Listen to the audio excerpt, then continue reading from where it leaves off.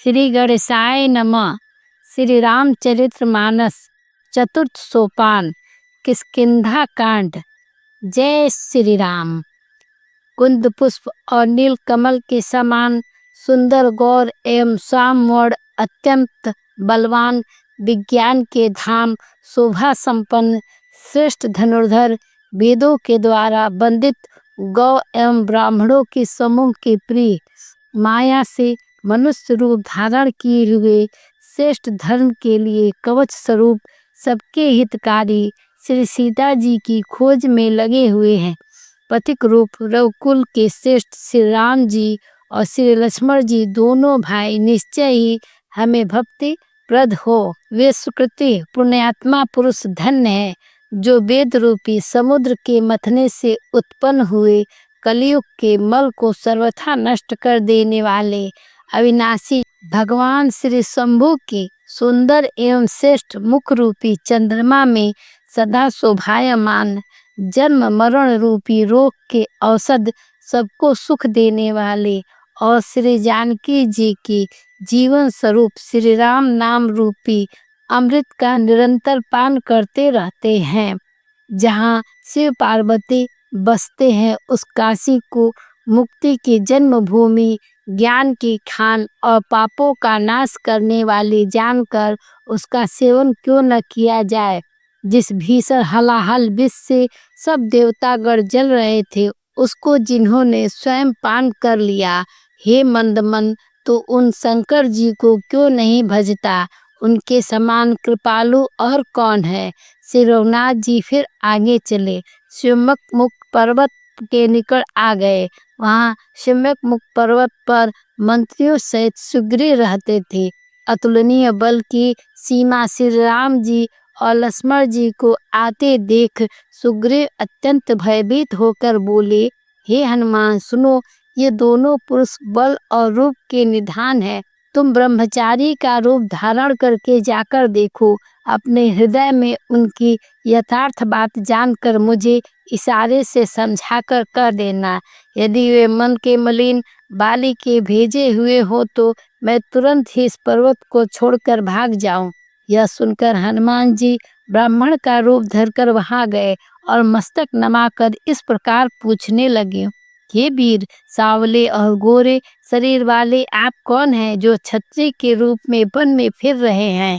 हे स्वामी, कठोर भूमि पर कोमल चरणों से चलने वाले आप किस कारण से वन में विचर रहे हैं। मन को हरण करने वाले आपके सुंदर कोमल अंग और आप वन के दुसह धूप और वायु को सह रहे हैं। क्या आप ब्रह्मा विष्णु महेश इन तीनों देवताओं में से कोई हैं, या आप दोनों नर और नारायण हैं, अथवा आप जगत के मूल कारण और संपूर्ण लोकों के स्वामी स्वयं भगवान हैं, जिन्होंने लोगों को भवसागर से पार उतारने तथा पृथ्वी का भार नष्ट करने के लिए मनुष्य रूप में अवतार लिया है। श्री राम जी ने कहा, हम कौशल राज दशरथ जी के पुत्र हैं और पिता का वचन मानकर वन आए हैं। हमारे राम लक्ष्मण नाम है, हम दोनों भाई हैं। हमारे साथ सुंदर सुकुमारी स्त्री थी। यहाँ वन में राक्षस ने मेरी पत्नी जानकी को हर लिया है। हे ब्राह्मण, हम उसे ही खोजते फिरते हैं। हमने तो अपना चरित्र कह सुनाया। अब हे ब्राह्मण, आप अपनी कथा समझाकर कहिए। प्रभु को पहचान कर हनुमान जी उनके चरण पकड़कर पृथ्वी पर गिर पड़े। उन्होंने साष्टांग दंडवत प्रणाम किया। शिव जी कहते हैं, हे पार्वती, वह सुख वर्णन नहीं किया जा सकता। शरीर पुलकित है, मुख से वचन नहीं निकलता। वे प्रभु के सुंदर वेश की रचना देख रहे हैं। फिर धीरज धरकर स्तुति की।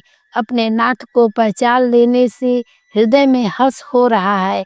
फिर हनुमान जी ने कहा, हे स्वामी, मैंने तो पूछा, वह पूछना तो न्याय था। वर्षों के बाद आपको देखा, वह भी तपस्वी के वेश में, और मेरी बानरी बुद्धि, इससे मैं तो आपको पहचान न सका और अपनी परिस्थिति के अनुसार मैंने आपसे प्रश्न पूछा, परंतु आप मनुष्य की तरह कैसे पूछ रहे हैं। मैं तो आपकी माया के वश भुला फिरता हूँ। इसी से मैंने अपने स्वामी को नहीं पहचाना। एक तो मैं यूँ तो ही मंद हूँ, दूसरे मोह के बस में हूँ, तीसरे हृदय कुटिल और अज्ञान हूँ। फिर हे दीनबंधु भगवान प्रभु, आपने तो मुझे भुला दिया। हे नाथ, यद्यपि मुझ में बहुत से अवगुण हैं, तथापि सेवक स्वामी की विस्मृति में न पड़े, आप उसे न भूल जाए। हे नाथ, जीव आपकी माया से मोहित है, वह आप ही की कृपा से निरंतर पा सकता है उस पर। हे रघुवर, मैं आपकी दुहाई करके कहता हूँ कि मैं भजन साधन कुछ नहीं जानता। सेवक स्वामी के और पुत्र माता के भरोसे ही निश्चित रहता है। प्रभु को सेवक का पालन पोषण करते ही बनता है। ऐसा कहकर हनुमान जी अकुलाकर प्रभु के चरणों में गिर पड़े। उन्होंने अपना असली शरीर प्रकट किया, उनके हृदय में प्रेम छा गया। तब श्री रघुनाथ जी ने उन्हें उठाकर हृदय से लगा लिया और अपने नेत्रों की जल से सींच कर शीतल किया। फिर कहा, हे कपि सुनो, मन में ग्लानि मत करना, मन छोटा मत करना। तुम मुझे लक्ष्मण से भी दूने प्रिय हो। सब कोई मुझे समदर्शी कहते हैं। मेरे लिए न कोई प्रिय है न अप्रिय, पर मुझको सेवक प्रिय, क्योंकि उसको मुझे छोड़कर उसका दूसरा कोई सहारा नहीं होता। और हे हनुमान, अन्य वही है जिसकी ऐसी बुद्धि कभी नहीं टलती कि मैं सेवक हूँ और यह चराचर जगत मेरे स्वामी भगवान का रूप है। स्वामी को अनुकूल प्रसन्न देखकर पवन कुमार हनुमान जी के हृदय में हर्ष छा गया और उनके सब दुख जाते रहे। उन्होंने कहा, हे नाथ, इस पर्वत पर वानर राज सुग्रीव रहता है, वह आपका दास है। हे नाथ, उससे मित्रता कीजिए और उसे दीन जानकर निर्भय कर दीजिए। वह सीता जी की खोज कराएगा और जहाँ तहाँ करोड़ों वानरों को भेजेगा। इस प्रकार सब बातें समझाकर हनुमान जी ने श्री राम लक्ष्मण दोनों जनों को पीठ पर चढ़ा लिया। तब सुग्रीव ने श्री रामचंद्र जी को देखा तो अपने जन्म को अत्यंत धन समझा। सुग्रीव चरणों में मस्तक नवाकर आदर सहित मिले। श्री रघुनाथ जी भी छोटे भाई सहित उनसे गले लगाकर मिले। सुग्रीव मन में इस प्रकार सोच रहे हैं कि विधाता, क्या ये मुझसे प्रीति करेंगे? तब हनुमान जी ने दोनों ओर की सब कथा सुनाकर अग्नि को साक्षी देकर परस्पर दृढ़ करके प्रीति जोड़ दी, अर्थात अग्नि को साक्षी देकर प्रतिज्ञा पूर्वक उनकी मैत्री करवा दी।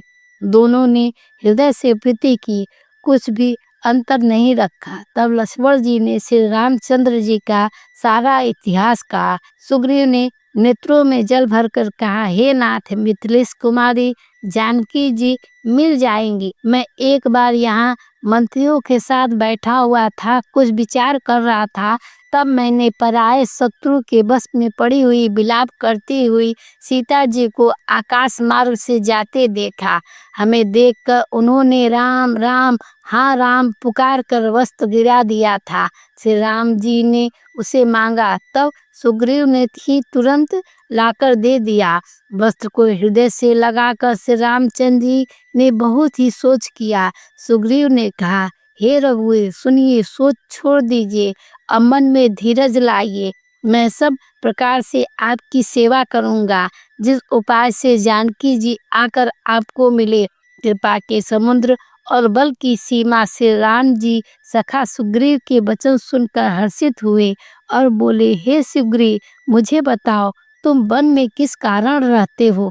सुग्रीव ने कहा, हे नाथ, बाली और मैं दो भाई हैं। हम दोनों में ऐसी प्रीति थी कि वर्णन नहीं की जा सकती। हे प्रभु, मैं दानव का एक पुत्र था, उसका नाम मायावी था। एक बार वह हमारे गांव में आया। उसने आधी रात को नगर के फाटक पर आकर बुलाया।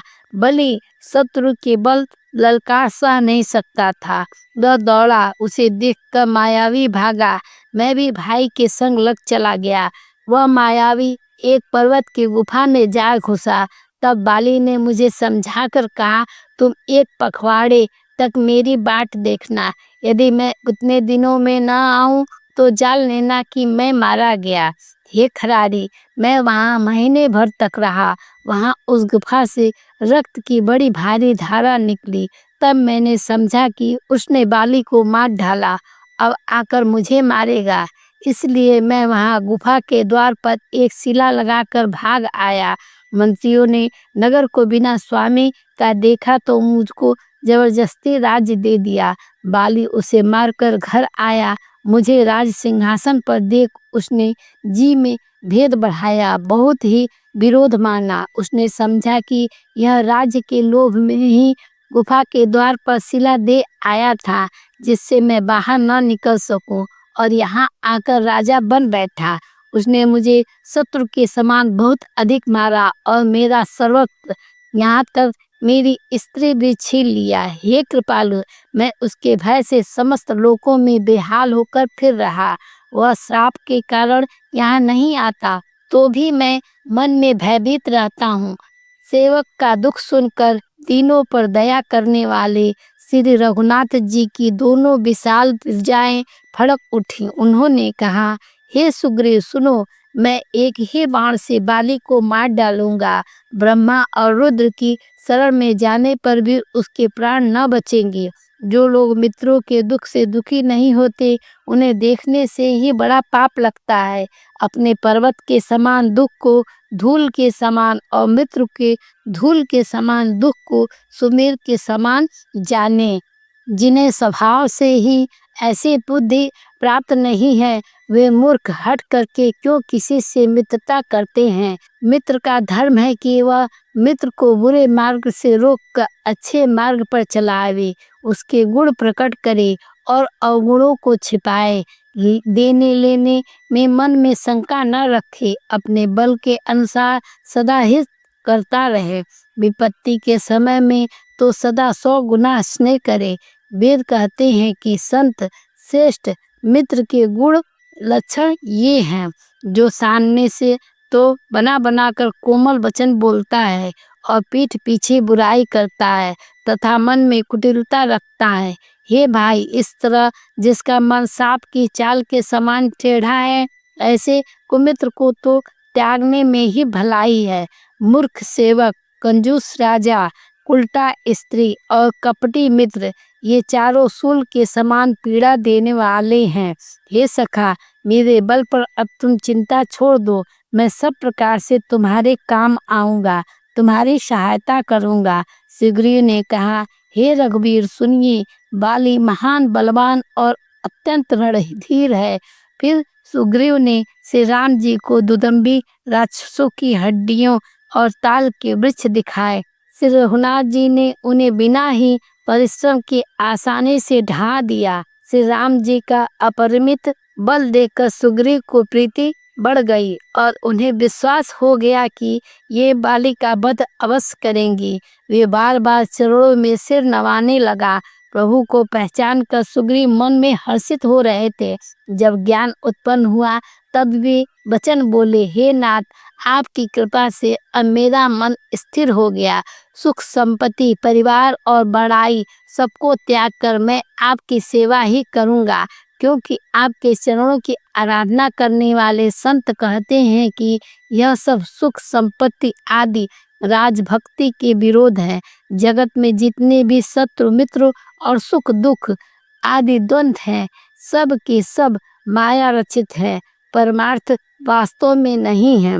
हे श्री राम जी, बालिक तो मेरा परम हितकारी है, जिसकी कृपा से शोक का नाश करने वाले आप मुझे मिले, और जिसके साथ अब स्वप्न में भी लड़ाई हो तो जागने पर भी उसे समझाकर मन में संकोच होगा।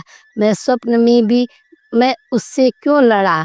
हे प्रभु, अब तो इस प्रकार कृपा कीजिए कि सब छोड़कर दिन रात मैं आपका भजन ही करूं। सुग्रीव की वैराग्य युक्त वाणी सुनकर, उसकी क्षणिक वैराग्य को देखकर हाथ में धनुष धारण करने वाले श्री राम जी मुस्कुरा कर बोले, तुमने जो कुछ कहा वह सभी सत्य है, परंतु हे सखा, मेरा वचन मिथ्या नहीं होता। अर्थात बाली मारा जाएगा और तुम्हें राज्य मिलेगा। काकभूषुंडी जी कहते हैं कि हे पक्षियों के राजा गरुड़, नट मदारी के बंदर की तरह से राम जी सबको नचाते हैं। वेद ऐसा कहते हैं।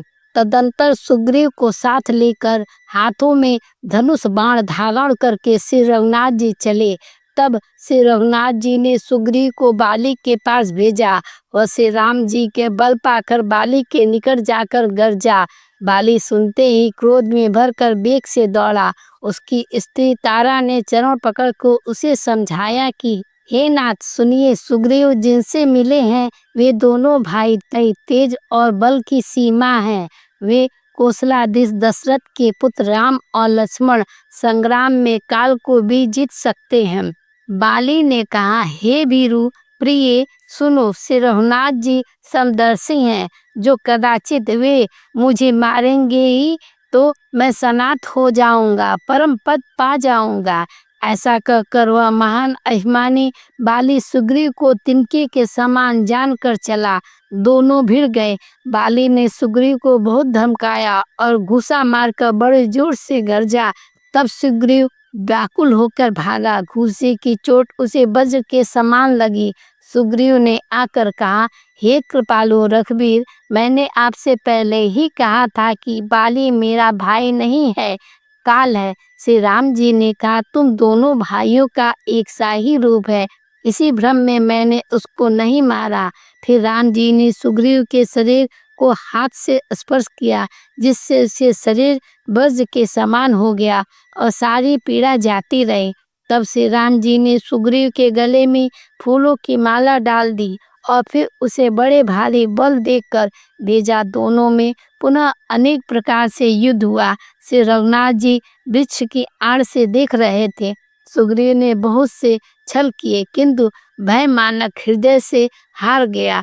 तब श्री राम जी तान कर बाली के हृदय में बाण मारा। बाण के लगते ही बाली व्याकुल होकर पृथ्वी पर गिर पड़ा, किंतु प्रभु श्री राम जी को आगे देखकर वह फिर उठ बैठा।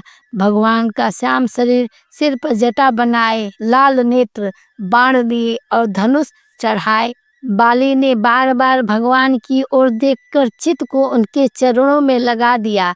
प्रभु को पहचान कर उसने अपना जन्म सफल माना। उसके हृदय में प्रीति थी, पर मुख में कठोर वचन थे। वह श्री राम जी की ओर देखकर बोला, हे गोसाई, आपने धन की रक्षा के लिए अवतार लिया है और मुझे व्याध की तरह छिप कर मारा। मैं बेरे और सुग्रीव प्यारा, हे नाथ, किस दोष से आपने मुझे मारा?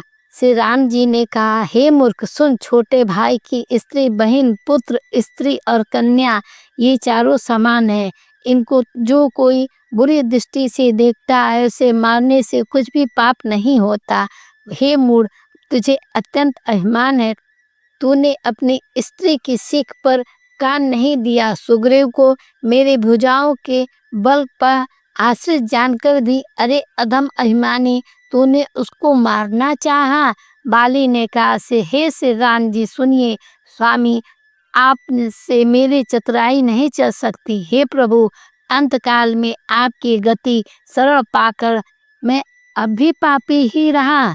बाली के अत्यंत कोमल बाणी सुनकर श्री राम जी ने उसके सिर को अपने हाथ से स्पर्श किया और कहा, मैं तुम्हारे शरीर को अचल कर दूं, तुम्हें प्राणों को रखो। बाली ने कहा, हे कृपा निधान सुनिए, मुनिगण जन्म जन्म में प्रत्येक जन्म में अनेकों प्रकार का साधन करते रहते हैं, फिर भी अंतकाल में उनके मुख से राम नाम नहीं निकलता।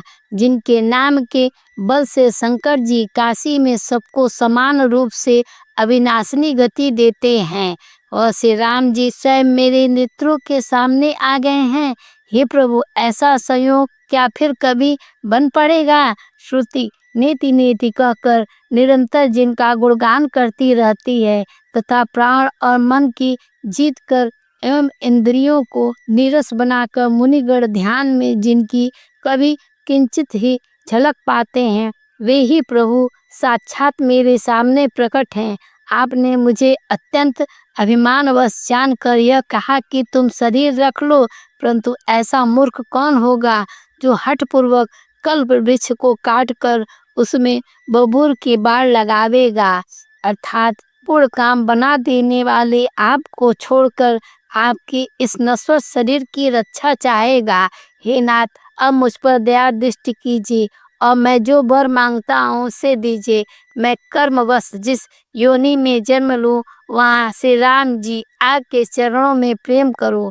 हे कल्याणप्रद प्रभु, यह मेरा पुत्र अंगद विनय और बल में मेरे समान ही है, इसे स्वीकार कीजिए। और हे देवता और मनुष्यों के नाथ, बाँह पकड़कर इसे अपना दास बनाइए। श्री राम जी के चरणों में दृढ़ प्रीति करके बाली ने शरीर को वैसे ही आसानी से त्याग दिया जैसे हाथी अपने गले से फूलों की माला गिराना न जाने। श्री रामचंद्र जी ने बाली को अपने परम धाम भेज दिया। नगर के सब लोग व्याकुल होकर दौड़े। बाली की स्त्री तारा अनेक प्रकार से विलाप करने लगी। उसके बाल बिखरे हुए थे और देह की संभाल नहीं है।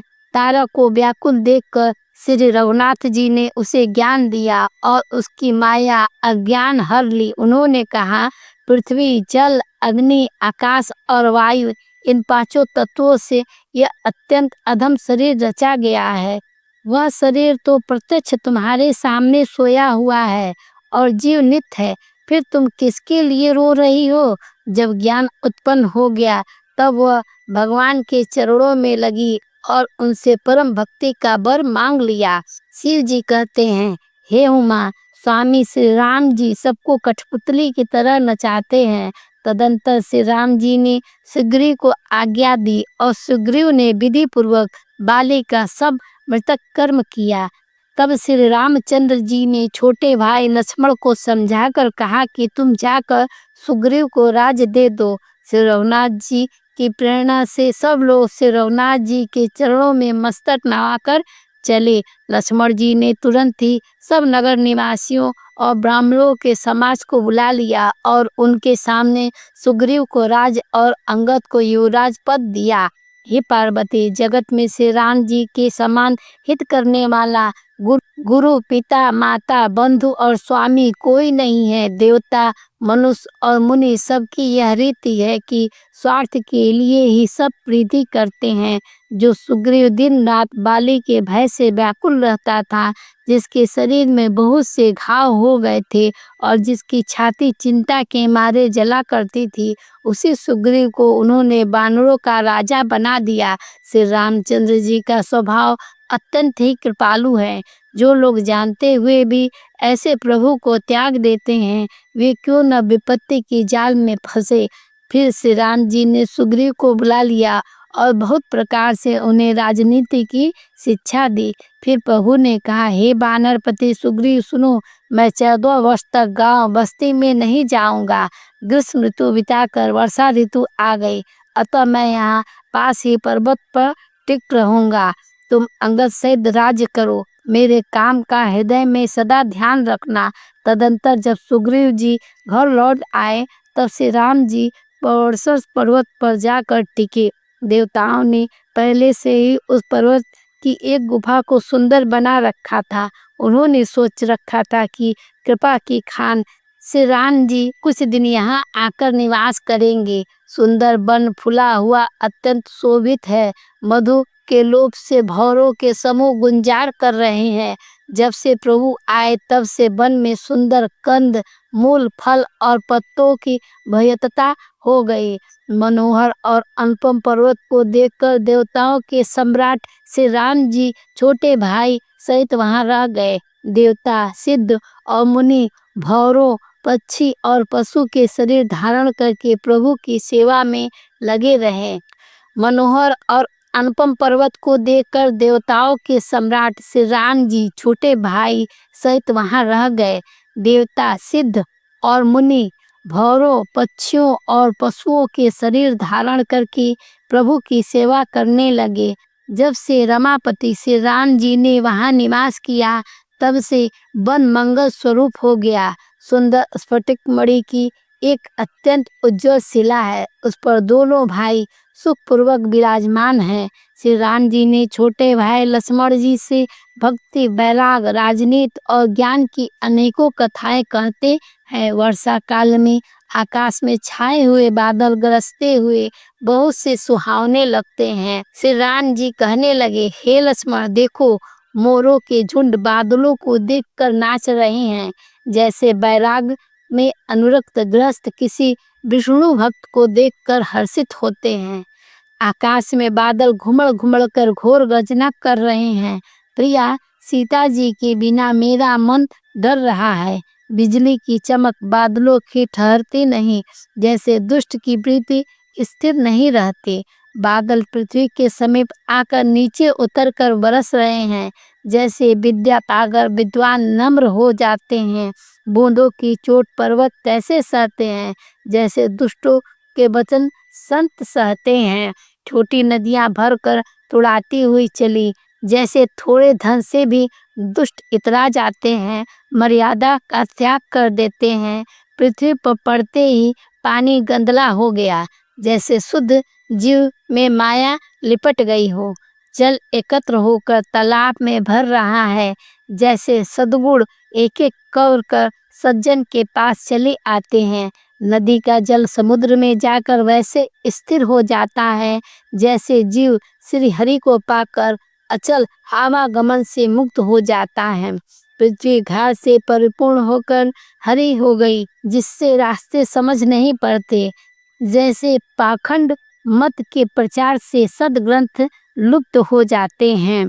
चारों दिशाओं में मेढक की ध्वनि ऐसी सुहावनी लगती है, मानो विद्यार्थियों के समुदाय वेद पढ़ रहे हों। अनेकों वृक्ष में नए पत्ते आ गए, जिनसे वे ऐसे हरे भरे एवं सुशोभित हो गए, जैसे साधक का मन विवेक ज्ञान प्राप्त होने पर हो जाता है।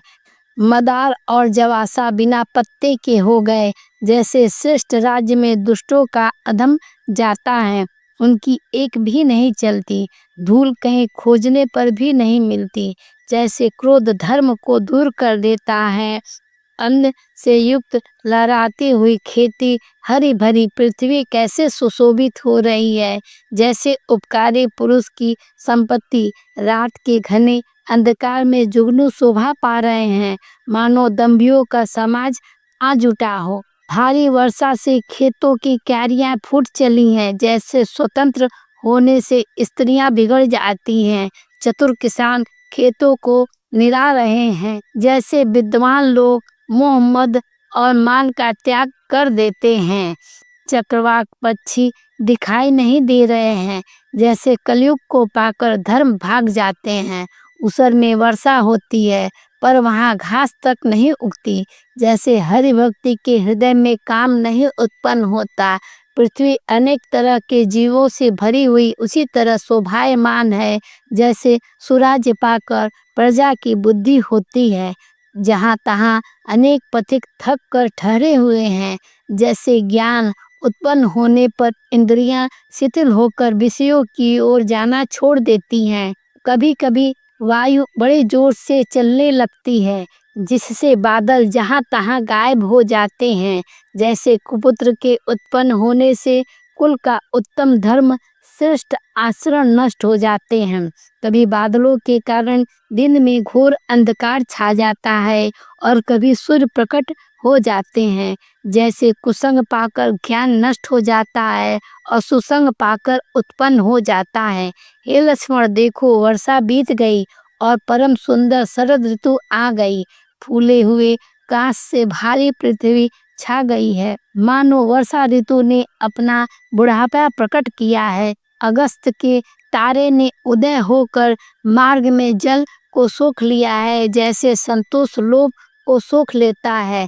नदियों और तालाब का निर्मल जल ऐसी शोभा पा रहा है, जैसे मद और मोह से रहित संतों का हृदय।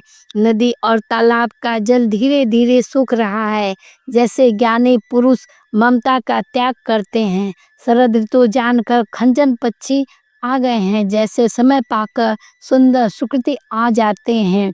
न कीचड़ है न धूल है, इससे धरती निर्मल होकर ऐसी शोभा दे रही है, जैसे नित्य निपुण राजा की करनी।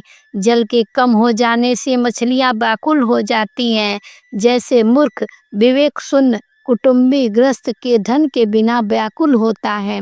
बिना बादलों का निर्मल आकाश ऐसे शोभित हो रहा है जैसे भगवत सब आशाओं को छोड़कर सुशोभित होते हैं। कहीं कहीं बिरले ही स्थानों में शरद ऋतु की थोड़ी थोड़ी वर्षा हो रही है, जैसे कोई बिरले ही मेरी भक्ति पाते हैं। शरद ऋतु पाकर राजा, तपस्वी, व्यापारी और भिखारी क्रमशः विजय, तप, व्यापार और भिक्षा के लिए हर्षित होकर नगर छोड़कर चले। जैसे श्री हरि की भक्ति पाकर चारों आश्रम वाले नाना प्रकार के साधन रूपी श्रमों को त्याग देते हैं। जो मछलियां अथाह जल में हैं वे सुखी हैं। जैसे श्री हरि के शरण में चले जाने पर एक भी बाधा नहीं रहती। कमलों के फूलने से तालाब कैसी शोभा दे रहा है, जैसे निर्मल ब्रह्मा सगुण होने पर शोभित होता है। भौरे अनुपम शब्द करते हुए गूंज रहे हैं तथा पक्षियों के नाना प्रकार के सुंदर शब्द हो रहे हैं। रात्रि देखकर चकवे के मन में वैसे ही दुख हो रहा है जैसे दूसरे की संपत्ति देखकर दुष्टों को होता है।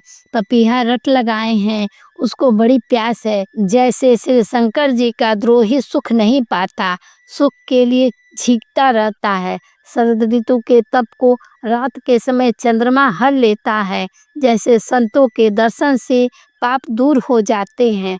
चकोरों के समुदाय चंद्रमा को देखकर इस प्रकार टकटकी लगाए हैं जैसे भगवत भक्त भगवान को पाकर उनके दर्शन करते हैं।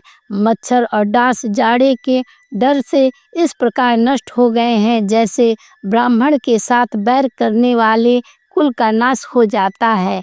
वर्षा ऋतु के कारण पृथ्वी पर जो जीव भर गए थे वे शरद ऋतु को पाकर वैसे ही नष्ट हो गए जैसे सद्गुरु के मिल जाने पर संदेह और भ्रम के समूह नष्ट हो जाते हैं। वर्षा बीत गई, निर्मल शरद ऋतु आ गई, परंतु हे तात, सीता की कोई खबर नहीं मिली।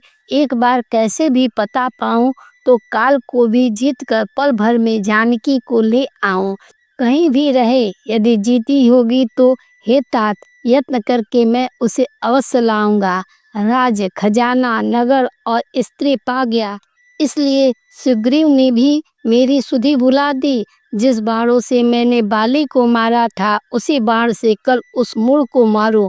शिव जी कहते हैं, हे उमा, जिनकी कृपा से मद और मोह छूट जाते हैं उनको कहीं स्वप्न में भी क्रोध हो सकता है? यह तो लीला मात्र है। ज्ञानी मुनि जिन्होंने श्री रघुनाथ जी के चरणों में प्रीति मान ली वे इस चरित्र लीला रहस्य को जानते हैं। लक्ष्मण जी ने जब प्रभु को क्रोध युक्त जाना तब उन्होंने धनुष चढ़ाकर बाण को हाथों में ले लिया।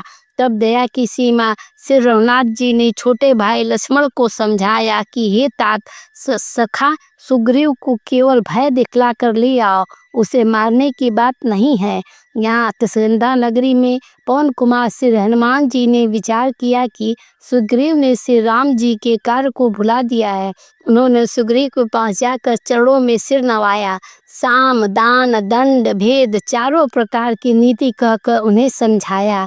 हनुमान जी के वचन सुनकर सुग्रीव ने बहुत ही भय माना और कहा, ऋषियों ने मेरे ज्ञान को हर लिया। अब हे पवन सुत, जहाँ तहाँ बानरों की यूथ रहते हैं वहाँ दूतों के समूह को भेजो और कहलवा दो कि एक पखवाड़े में जो न आ पाएगा उसका मेरे हाथों से वध होगा। तब हनुमान जी ने दूतों को बुलाया और सबका बहुत सम्मान करके सबको भय, प्रीति और नीति दिखलाई। सब बंदर चरणों में सिर नवाकर चले।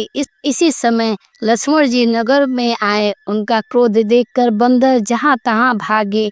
तदंतर लक्ष्मण जी ने धनुष चढ़ाकर कहा कि नगर को जलाकर अभी राख कर दूंगा। तब नगर भर को व्याकुल देकर बाली पुत्र अंगद जी उनके पास आए। अंगद ने उनके चरणों में सिर नवाकर विनती की। तब लक्ष्मण जी ने उनको अभय बाह दी। सुग्रीव ने अपने कानों से लक्ष्मण जी को क्रोध युक्त सुनकर भय से अत्यंत व्याकुल होकर कहा, हे हनुमान सुनो, तुम तारा को साथ ले जाकर विनती करके राजकुमार को समझा बुझाकर शांत करो। हनुमान जी ने तारा सहित जाकर लक्ष्मण जी के चरणों की वंदना की और प्रभु के सुंदर यश का बखान किया। वे विनती करके उन्हें महल में ले आए तथा चरणों को धोकर उन्हें पलंग पर बैठाया। तब वानरराज सुग्रीव ने उनके चरणों में सिर नवाया और लक्ष्मण जी ने हाथ पकड़कर उनको गले से लगा लिया। सुग्रीव ने कहा, हे नाथ, विषय के समान और कोई मद नहीं है। यह मुनियों के मन में भी क्षण मात्र में मोह उत्पन्न कर देता है। फिर मैं तो विषयी जीव ही ठहरा। सुग्रीव के विनय युक्त वचन सुनकर लक्ष्मण जी ने सुख पाया और उनको बहुत प्रकार से समझाया। तब पवन सुत हनुमान जी ने जिस प्रकार सब दिशाओं में दूतों के समूह गए थे वह सब हाल सुनाया। तब अंगद आदि वानरों को साथ लेकर श्री राम जी के छोटे भाई लक्ष्मण जी को आगे करके अर्थात उनके पीछे पीछे सुग्रीव हर्षित होकर चले। श्री रघुनाथ जी के चरणों में सिर नवाकर हाथ जोड़कर सुग्रीव ने कहा, हे नाथ, मुझे कुछ भी दोष नहीं। हे देव, आपकी माया अत्यंत ही प्रबल है। आप जब दया करते हैं हे राम तभी यह छूटती है। हे स्वामी, देवता, मनुष्य और मुनि सभी विषयों के बस में है। फिर मैं तो पामर पशु और पशुओं में भी अत्यंत कामी बंदर हूँ। स्त्री का नयन बाण जिसको नहीं लगा, जो भयंकर क्रोध रूपी अंधेरी रात में भी जागता रहता है, और लोभ की फांसी से जिसने अपना गला नहीं बंधाया। हे रघुनाथ जी, वह मनुष्य आप ही के समान है। ये गुण साधन से नहीं प्राप्त होती, आपकी कृपा से ही कोई कोई इन्हें पाते हैं। तब श्री रघुनाथ जी मुस्कुराकर बोले, हे भाई, तुम मुझे भरत के समान प्यारे हो। अब मन लगाकर वही उपाय करो जिस उपाय से सीता की खबर मिले। इस प्रकार बातचीत हो रही थी कि वानरों के झुंड आ गए। अनेकों रंग के वानरों के दल सब दिशाओं से दिखाई देने लगे। शिव जी कहते हैं, हे उमा, वानरों की वह सेना मैंने देखी थी, उसकी जो गिनती करना चाहे वह महान मूर्ख है। सब वानर आ आकर श्री राम जी के चरणों में मस्तक नवाते हैं और श्रीमुख के दर्शन करके कृतार्थ होते हैं। सेना में एक भी वानर ऐसा नहीं था जिससे श्री राम जी ने कुशल न पूछी हो। प्रभु के लिए यह कोई बड़ी बात नहीं है, क्योंकि श्री रघुनाथ जी विश्व रूप तथा सर्वव्यापक हैं। सारे रूपों में सब स्थानों में हैं। आज्ञा पाकर सब जहाँ तहाँ खड़े हो गए। तब सुग्रीव ने सबको समझा कर कहा कि हे वानरों के समूह, यह श्री रामचंद्र जी का कार्य है और मेरा निहोरा है। तुम चारों ओर जाओ और जाकर जानकी जी को खोजो। हे भाई, महीने भर में वापस आ जाना। जो महीने की अवधि बिताकर बिना पता लगाए ही लौट आएगा, उसे मेरे द्वारा मरवाते ही बनेगा। सुग्रीव के ये वचन सुनते ही सब वानर तुरंत जहाँ तहाँ चल दिए। तब सुग्रीव ने अंगद, नल, हनुमान आदि प्रधान प्रधान योद्धाओं को बुलाया और कहा, हे धीर बुद्धि और चतुर नील, अंगद, जामवंत और हनुमान, तुम सब श्रेष्ठ योद्धा मिलकर दक्षिण दिशा को जाओ और सब किसी से सीता जी का पता पूछना। मन, वचन तथा कर्म से उसी का उपाय सोचना। श्री रामचंद्र जी का कार्य संपन्न होना चाहिए। सूर्य को पीठ से और अग्नि को हृदय से सेवन करना चाहिए, परंतु स्वामी की सेवा तो छल छोड़कर सर्वभाव मौन वचन कर्म से करनी चाहिए। माया, विषयों की ममता, आसक्ति को छोड़कर परलोक का सेवन, भगवान के दिव्य धाम की प्राप्ति के लिए भगवत सेवा स्वरूप साधन करना चाहिए, जिससे जन्म मरण से उत्पन्न सारे शोक मिट जाएं। हे भाई, देह धारण करने का यही फल है कि सब कामों को छोड़कर श्री राम जी का भजन किया जाए। सद्गुणों को पहचानने वाला तथा बड़भागी वही है जो श्री रघुनाथ जी के चरणों का प्रेमी है। आज्ञा मांगकर और चरणों में फिर सिर नवाकर श्री रघुनाथ जी का स्मरण करते हुए सब हर्षित होकर चले। सबके पीछे पवन सुत श्री हनुमान जी ने सिर नवाया। कार्य का विचार करके प्रभु ने उन्हें अपने पास बुलाया। उन्होंने अपने कर कमल से उनके सिर का स्पर्श किया तथा अपना सेवक जानकर उन्हें अपने हाथ की अंगूठी उतार कर दी और कहा, बहुत प्रकार से सीता को समझाना और मेरा बल तथा विरह कहकर तुम शीघ्र लौट आना। हनुमान जी ने अपना जन्म सफल समझा और कृपा निधान प्रभु को हृदय में धारण करके वे चले। यद्यपि देवताओं की रक्षा करने वाले प्रभु सब बात जानते हैं, तो भी वे राजनीति की रक्षा कर रहे हैं। नीति की मर्यादा रखने वाले सीता जी का पता लगाने को जहां तहां बानरों को भेज रहे हैं। सब बानर वन में नदी, तालाब, पर्वत और पर्वतों की कंदराओं में खोजते हुए चले जा रहे हैं।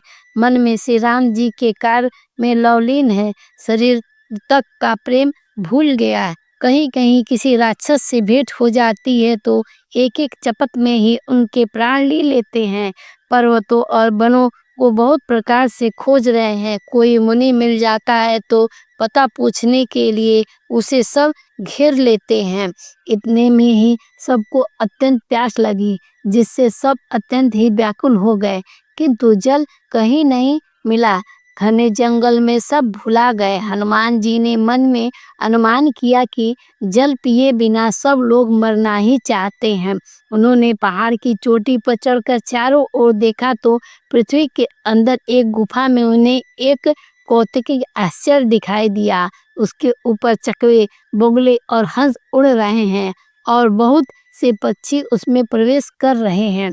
पवन कुमार हनुमान जी पर्वत से उतर कर आए और सबको ले जाकर उन्होंने वह गुफा दिखलाई। सबने हनुमान जी को आगे कर लिया और वे गुफा में घुस गए। देर नहीं की, अंदर जाकर उन्होंने एक उत्तम उपवन, बगीचा और तालाब देखा, जिसमें बहुत से कमल खिले हुए हैं। वहीं एक सुंदर मंदिर है, जिसमें एक तपोमूर्ति स्त्री बैठी है। दूर से ही सबने उसे सिर निभाया और पूछने पर अपना सब वृतांत का सुनाया।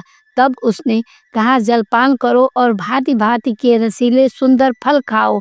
आज्ञा पाकर सबने स्नान किया, मीठे फल खाए और फिर सब उसके पास चले आए। तब उसने अपनी सब कथा कह सुनाई और कहा, मैं अब वहां जाऊंगी जहाँ श्री रघुनाथ जी हैं। तुम लोग आंखें मूंद लो और गुफा को छोड़कर बाहर जाओ। तुम सीता जी को पा जाओगे, पछताओगे नहीं, निराश ना हो। आंखें मूंद कर फिर जब आंखें खोली तो सब वीर ने क्या देखते हैं कि वह समुद्र के तीर पर खड़े हैं और वह स्वयं वहां गए जहां से रघुनाथ जी थे। उसने जाकर प्रभु के चरण कमलों में मस्तक नवाया और बहुत प्रकार से विनती की। प्रभु ने उसे अपनी अनपायनी भक्ति दी। प्रभु की आज्ञा सिर पर धारण कर श्री राम जी के युगल चरणों को, जिनकी ब्रह्मा और महेश भी वंदना करते हैं, हृदय में धारण कर स्वयं प्रभा बंदरिका आश्रम को चली गई। यहाँ बानरगण मन में विचार कर रहे हैं कि अवधि तो बीत गई पर काम कुछ न हुआ।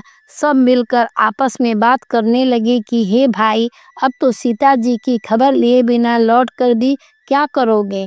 अंगद ने नेत्रों में जल भरकर कहा कि दोनों ही प्रकार से हमारी मृत्यु हुई। यहाँ तो सीता जी की सुध नहीं मिलती और वहाँ जाने पर बानर राज सुग्रीव मार डालेंगे।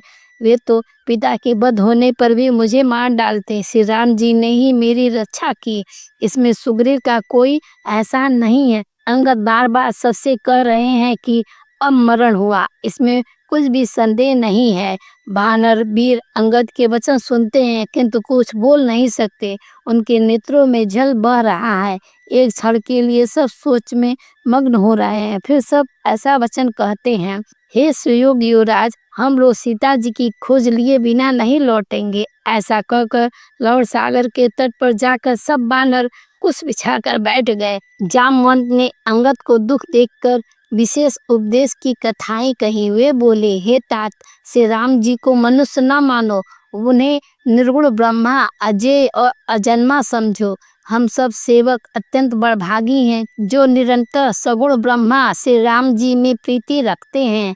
देवता, पृथ्वी, गौ और ब्राह्मण के लिए प्रभु अपनी इच्छा से किसी कर्म बंधन से नहीं अवतार लेते हैं। वहाँ सगुण उपासक सब प्रकार के मोक्षों को त्याग कर उनकी सेवा के साथ रहते हैं। इस प्रकार जाम्बवान बहुत प्रकार से कथाएं कह रहे हैं। इनकी बातें पर्वत की कंदराओं में संपत्ति ने सुनी। बाहर निकलकर उसने बहुत से बानर देखे। जगदीश्वर ने मुझे घर बैठे बहुत सा आहार भेज दिया। आज इन सबको खा जाऊंगा। बहुत दिन बीत गए, भोजन के बिना मर रहा था। पेट भर भोजन कभी नहीं मिलता। आज विधाता ने एक ही बार में बहुत सा भोजन दे दिया। गिद्ध के वचन कानों से सुनते ही सब डर गए कि अब सचमुच ही मरना ही होगा। यह हमने जान लिया। फिर वह गिद्ध को देखकर सब बानर उठ खड़े हुए। जाम्बवान के मन में विशेष सोच हुआ। अंगद ने मन में विचार कर कहा, आहा, जटायु के समान धन्य कोई नहीं है। श्री राम जी के कार्य के लिए शरीर छोड़कर वह परम बड़भागी भगवान के परम धाम को चला गया। हर्ष और शोक से युक्त वाणी सुनकर वह पक्षी बानरों के पास आया। बानर डर गए। उनको अभय करके उसने पास जाकर जटायु का वृतांत पूछा। तब उन्होंने सारी कथा उससे कह सुनाई। भाई जटायु की करनी सुनकर संपाति ने बहुत प्रकार से श्री रघुनाथ जी की महिमा वर्णन की। उसने कहा, मुझे समुद्र के किनारे ले चलो, मैं जटायु को तिलांजलि दे दूं। उस सेवा के बदले मैं तुम्हारे वचन से सहायता करूंगा, अर्थात सीता जी कहाँ है सो बतला दूंगा, जिसे तुम खोज रहे हो और उसे पा जाओगे।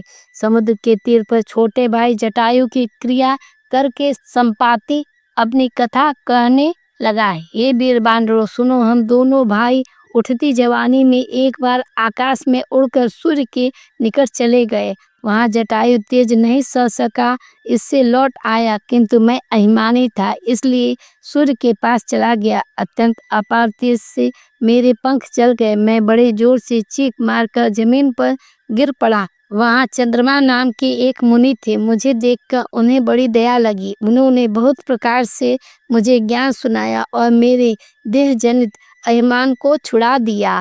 उन्होंने कहा, त्रेता युग में साक्षात पर ब्रह्मा मनुष्य शरीर धारण करेंगे। उनकी स्त्री को राक्षस का राजा हर ले जाएगा। उसकी खोज में प्रभु दूत भेजेंगे। उनसे मिलने पर तू पवित्र हो जाएगा और तेरे पंख उग आएंगे। चिंता न कर, उन्हें तू सीता जी को दिखा देना। मुनि की वह वाणी आज सत्य हुई। अब मेरे वचन सुनकर तुम प्रभु का कार्य करो। त्रिकुट पर्वत पर लंका बसी हुई है। वहाँ स्वभाव से ही निडर रावण रहता है। वहाँ अशोक नाम का उपवन है, जहाँ सीता जी रहती हैं। इस समय भी वे सोचने में मग्न बैठी हैं। मैं उन्हें देख रहा हूँ, तुम नहीं देख सकते, क्योंकि गिद्ध की दृष्टि अपार होती है, वह बहुत दूर तक जाती है। क्या करूं, मैं बूढ़ा हो गया, नहीं तो मैं तुम्हारी कुछ सहायता अवश्य करता। जो 100 योजन 400 कोस समुद्र लांघ सकेगा और बुद्धि निधान होगा, वही से राम जी का कार्य कर सकेगा। निराश होकर घबराओ मत, मुझे देखकर मन में धीरज धरो। देखो, श्री राम जी की कृपा से देखते ही देखते मेरा शरीर कैसा हो गया। बिना पंख का बेहाल था, पांख उगने से सुंदर हो गया।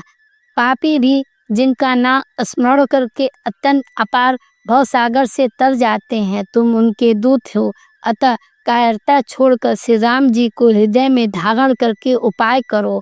काकभूषुंडी जी कहते हैं, हे गरुड़ जी, इस प्रकार कहकर जब गिद्ध चला गया, तब उन बानरों के मन में अत्यंत विस्मय हुआ। सब किसी ने अपना अपना बल कहा, पर समुद्र के पास जाने में सभी ने संदेह प्रकट किया। ऋक्षराज जामवंत कहने लगे, मैं अब बूढ़ा हो गया हूँ, शरीर में पहले वाला बल लेस नहीं रहा। जब खर के शत्रु श्री राम बामन बने थे, तब मैं जवान था और मुझमें बड़ा बल था। बलि के बांधते समय प्रभु इतने बड़े कि उस शरीर का वर्णन नहीं हो सकता, किंतु मैंने 2 ही घड़ी में दौड़कर उस शरीर की 7 प्रदक्षिणाएं कर ली। अंगद ने कहा, मैं पार तो चला जाऊंगा, परंतु लौटने के समय के लिए हृदय में कुछ संदेह है। जाम्बवान ने कहा, तुम सब प्रकार से योग्य हो, परंतु तुम सबके नेता हो, तुम्हें कैसे भेजा जाए। जामवंत ने श्री हनुमान जी से कहा, हे हनुमान, हे बलवान, सुनो, तुमने यह क्या चुप साध रखी है। तुम पवन के पुत्र हो, तुम बल में पवन के समान हो, तुम बुद्धि विवेक और विज्ञान की खान हो। जगत में ऐसा कौन सा कठिन काम है जो हेता तुमसे न हो सके। श्री राम जी के कार्य के लिए ही तो तुम्हारा अवतार हुआ है। यह सुनते ही हनुमान जी पर्वत के आकार के अत्यंत विशालकाय हो गए। उनका सोने का सा रंग है, शरीर पर तेज सुशोभित है, मानो दूसरा पर्वतों का राजा सुमेर ही हो। हनुमान जी ने बार बार सिंहनाद करके कहा, मैं इस खारे समुद्र को खेल में ही लांघ सकता हूँ और सहायकों सहित रावण को मारकर त्रिकुट पर्वत को उखाड़ कर यहाँ ला सकता हूँ। हे जांबवान, मैं तुमसे पूछता हूँ, तुम मुझे उचित सीख देना कि मुझे क्या करना चाहिए। जांबवान ने कहा, हे तात, तुम जाकर इतना ही करो कि सीता जी को देखकर लौट आओ और उनकी खबर कह दो। फिर कमल नयन से राम जी अपने बाहुबल से ही राक्षसों का संहार कर सीता जी को लाएंगे। केवल खेल के लिए ही वे बानरों की सेना साथ लेंगे। बानरों की सेना साथ लेकर राक्षसों का संहार करके श्री राम जी सीता जी को ले आएंगे। तब देवता और नारद आदि मुनि भगवान के तीनों लोकों को पवित्र करने वाले सुंदर यश का बखान करेंगी, जिसे सुनने, गाने, कहने और समझने से मनुष्य परम पद पाते हैं और जिसे श्री रघुनाथ जी के चरण कमल मधुकर भ्रमर तुलसीदास गाता है। श्री रघुनाथ जी का यश भव जन्म मरण रूपी रोग की अचूक दवा है। जो पुरुष और स्त्री इसे सुनेंगे, तीसरा के शत्रु श्री राम जी उनके सब मनोरथ को सिद्ध करेंगे।